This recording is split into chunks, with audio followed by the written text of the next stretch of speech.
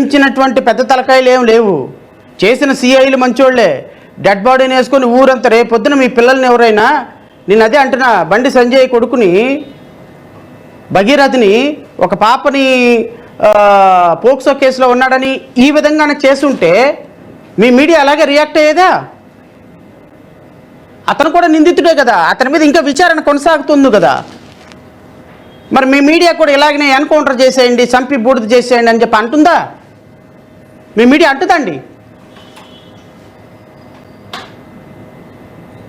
ఎంత దుర్మార్గం! ఈ కేసులో ఆధారాలు ధ్వంసం కాబడుతున్నాయి. ఆధారాలు ఈ సిట్ వచ్చినా కానీ ఈ సిట్ వల్ల కూడా ఆధారాలు రిస్టోర్ కావు.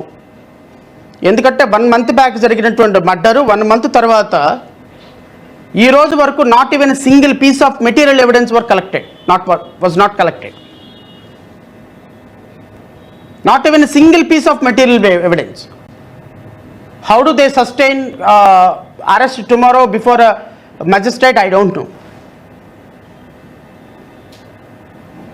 నేనేమంటానంటే ప్రభుత్వాన్ని నేను డిమాండ్ చేస్తున్నా, రేపొద్దున కోర్టులో నుంచి ఇది సిబిఐకి బదలాయిస్తే ఏదైనా జరుగుతుందేమో, లేట్ అవుతుంది అని మీరు నిజంగా నిజాయితీ ఉంటే తక్షణమే ఈ కేసును సిబిఐకి హ్యాండ్ ఓవర్ చేయండి.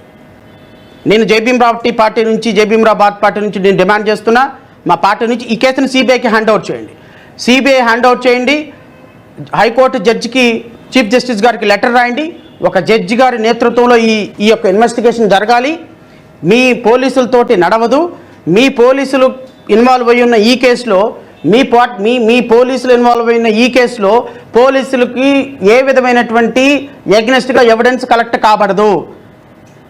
అరే సిట్ ఎక్కడికి వెళ్తుందో, లేకపోతే విచారణ అధికారి ఎక్కడికి వెళ్తున్నాడో అంతకుముందు 2 గంటల ముందే మీ పోలీసులు వెళ్ళిపోతున్నారు.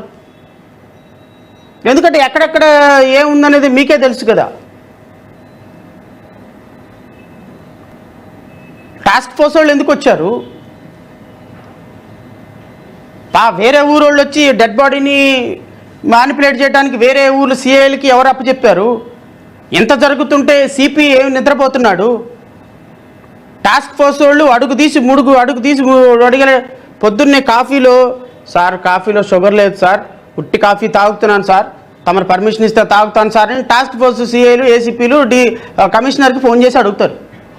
పొద్దున్న 8 గంటలకి కాల్ చేసి సార్ కాఫీ తాగమంటారా, టీ తాగమంటారా అని కూడా అడుగుతారు మీ పోలీసులు. అట్లాంటిది ఒక వ్యక్తి చచ్చిపోతే సిపికి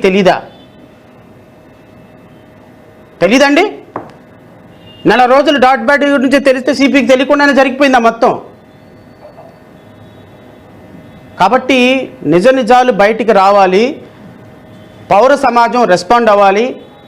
ఆ అబ్బాయి రౌడీ షీటరు, ఆ అబ్బాయి కేసులుంటే చంపేయమని కాదు, కేసులుంటే నరికేయమని కాదు.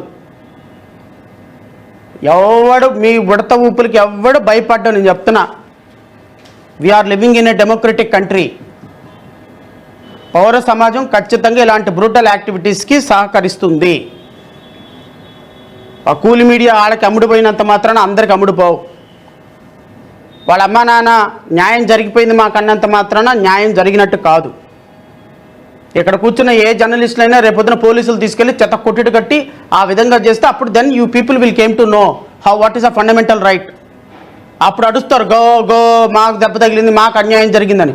అరే ఒక జర్నలిస్టుని ఎక్కడైనా ప్రెస్ మీట్ జరిగేటప్పుడు లోపలికి రానియకుండా గేటు బయట ఆపేస్తే పెద్ద పెద్ద రంకెలు పెట్టి అక్కడ గెరావ్ చేసి కూర్చుంటారు మీ జర్నలిస్టులు. డౌన్ డౌన్ అని. ఊరికే గేటు లోపలికి ఆ మీడియాలో మీటింగ్ జరుగుతున్న ప్రదేశానికి మీడియాని అలౌ చేయరా మీరు అని. అట్లాంటిది ఒక మనిషిని తీసుకొచ్చి కొట్టి చంపేసేస్తే ఎట్లా సపోర్ట్ చేస్తారండి మీరు? నాకు అర్థం కాదు. What is the justification? మన అయితే ఒక హక్కు, మిగతా వాడికైతే ఇంకో హక్కు. కాబట్టి పౌర సమాజాన్ని కోరుతున్నా, రాష్ట్ర ప్రభుత్వాన్ని కోరుతున్నా, పవన్ కళ్యాణ్ని కోరుతున్నా, హోమ్ మినిస్టర్ని కోరుతున్నా, ఈరోజు హోమ్ మినిస్టర్ గారికి సెలవిద్దాం. హోమ్ మినిస్టర్ గారు ఈరోజు సినిమాలో లేరు, అందుకని హోమ్ మినిస్టర్ గారిని నేనేం అనటంలా.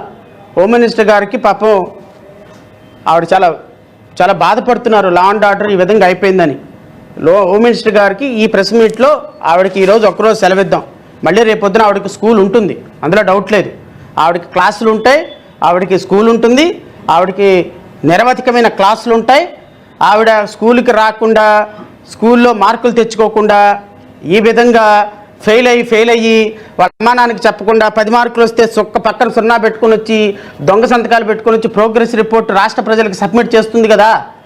ఆ సబ్మిట్ చేస్తున్నందుకు ఆవిడ క్లాస్ ఉంటుంది ఖచ్చితంగా, అందులో డౌట్ లేదు. ఆవిడ నిజాయితీగా నిష్కల్మషంగా చదువుకొని పాస్ అయ్యేంత వరకు ఆవిడ క్లాస్ ఉంటుంది. ఈరోజు ఆవిడకి సెలవు ప్రకటించాం. ఈ రేపటి నుంచి మళ్ళీ ఖచ్చితంగా క్లాసులు ఉంటాయి. రాష్ట్ర ప్రజలు కూడా ఈ రాజకీయ నాయకులు చెప్పే అబద్ధాలు వినకుండా నిజంగా వాస్తవాలు ఏంటో తెలుసుకోమని చెప్పడం కోసం ఈ ప్రెస్ మీటు. మరలా సిట్టు రేపొద్దున నిజంగా చెప్తున్నా, ఈ కేసులో ఉన్న లాస్ట్ హ్యాండ్ వరకు అరెస్ట్. ఎందుకు అరెస్ట్ చేస్తారు, ఎలా అరెస్ట్ చేస్తారు, ఎవరెవరిని అరెస్ట్ చేస్తారు, నేను వెయిటింగ్.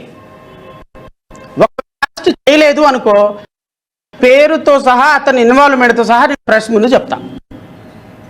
సిట్ ఫామ్ చేశారు, డీజీపీ స్థాయి, ఐజీ స్థాయి రవిశంకర్ని ఎవరినో వేసినట్టున్నారు, చాలామంది ఐపీఎస్ ఆఫీసర్లు ఉన్నారు. I'm waiting for their action plan. ఒకవేళ వాళ్ళు ప్రాపర్గా పని చేయకపోతే దెన్ మేము న్యాయపరంగా ఏం చేయగలదు, న్యాయ సమాజం ఏం గలదు. గుర్తుపెట్టుకోండి, నేను జడ్జిగా పనిచేసి వచ్చిన, నేనేం జుజుబీగా రాలా. ఒక న్యాయమూర్తిగా నా 10 సంవత్సరాల సర్వీసు క్రిమినల్ సైడ్ ఉంది, గుర్తుపెట్టుకోండి. సిఆర్పిసి, ఐపీసీ, ఎవిడెన్స్ యాక్ట్ అవపోసన బట్టి నిద్రపోయి ఇలా లేచి ఏ సెక్షన్ ఎలా ఉంటుందో చెప్పగలిగిన దమ్ము ధైర్యం నాకు ఉంది. ఊరికే మీరేదో క్రైమ్ సీన్ని మార్చేద్దాం, చేసేద్దాం, తప్పించేద్దాం అంటే ఎవ్వడు ఊరుకోడు. నా యాక్షన్ ప్లాన్ నాకు ఉంటుంది. ఖచ్చితంగా లాస్ట్ మ్యాన్ వరకు దీంట్లో అరెస్ట్ కావాలి. అలాగని అమాయకుల్ని బంధించకూడదు, అమాయకుల్ని ఫిక్స్ చేయకూడదు. నిజంగా వాళ్ళు తప్పు చేయలేదా, let them set it free. తప్పు చేస్తే ఎంత పెద్దోడైనా ఈ has to stand before a law. Court ముందు, న్యాయస్థానాల ముందు దోషిగా నిలబడాలి. అలా నిలబడేంత వరకు నా పోరాటం కొనసాగుతుంది.